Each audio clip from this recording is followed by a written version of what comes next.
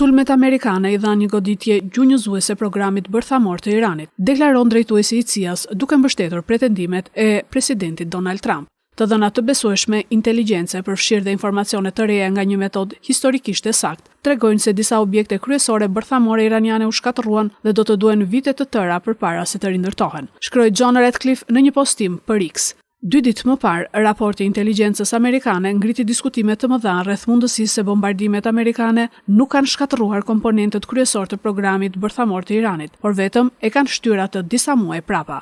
Presidenti Trump i kundërshtoi të tilla raportime dhe këmbënguli se Amerika i ka zhdukur objektet në fjalë dhe e ka shtyr programin dekada prapa.